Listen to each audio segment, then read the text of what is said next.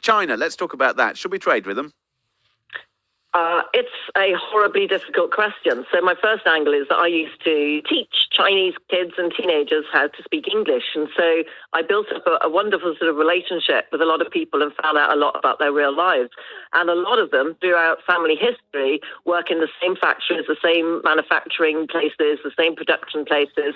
And obviously, a huge amount of their ability to live and feed and do their day-to-day stuff is unfortunately primed on international trade. And without that, although, we don't seriously want to damage, the whole country, how do we protect the real people? How do we protect the real Chinese people who are not part of the horrible CCP mentality, but whose lives still count?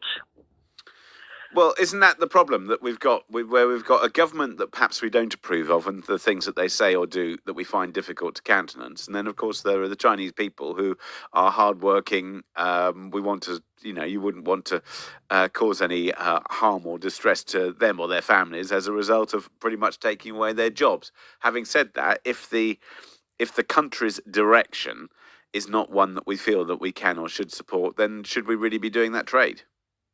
Yeah, you're absolutely right. So the other difficult thing really that I see from an economic perspective, if you look at most Western countries, or the UK particularly, and most of Europe and the US, we rely on imports from China as raw materials to produce other things in our country at a level that our population can afford. I doubt whether we would be able to suddenly be able to produce all these raw materials that we take from China at a similar level, at a similar price. I just don't think it's feasible.